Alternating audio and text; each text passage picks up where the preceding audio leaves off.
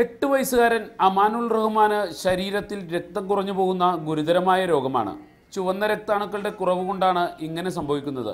ജനിച്ച് 6-ാം മാസമാണ് കുട്ടിക്ക് രോഗലക്ഷണം കണ്ടു തുടങ്ങിയത്. ഇപ്പോൾ രോഗം മൂർച്ഛിച്ചിരിക്കുകയാണ്. ഇനി മജ്ജ മാറ്റിവെക്കലല്ലാതെ മറ്റ് ചികിത്സകളൊന്നുമില്ല.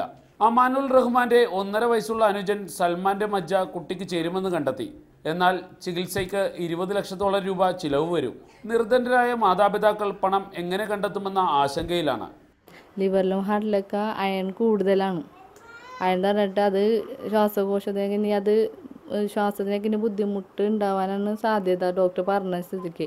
പിന്നെ അയണൊക്കെ കൂടി ഇത് ചെയ്തില്ലെങ്കിൽ അത് സ്കള്ളിനെയൊക്കെ ബാധിച്ച് എല്ലുകൾക്ക് വളർച്ചകളും വൈകല്യങ്ങളൊക്കെ സംഭവിക്കും ഡോക്ടർ പറഞ്ഞു. മറ്റു കുട്ടികളെ പോലെ പഠിച്ച് നല്ല നിലയിലെത്തണമെന്നാണ് അമാനുൽ റഹ്മാന്റെ ആഗ്രഹം.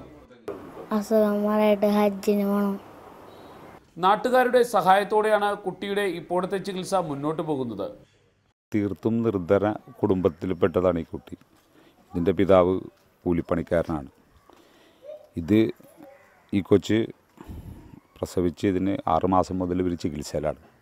കുട്ടിയുടെ ചികിത്സയ്ക്കായി അമാനുൽ റഹ്മാന്റെ പേരിൽ കാനറ ബാങ്കിന്റെ ഫോർട്ട് കൊച്ചി ബ്രാഞ്ചിൽ നാട്ടുകാർ ഒരു അക്കൗണ്ട് തുടങ്ങിയിട്ടുണ്ട്.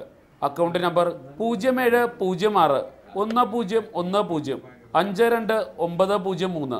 IFSC code CNRB 0000706. സുമനസ്സുകളുടെ കരുണയ്ക്കായി കാത്തിരിക്കുകയാണ് ഈ കുടുംബം. സഹിൻ ആന്റണി, റിപ്പോർട്ടർ, കൊച്ചി.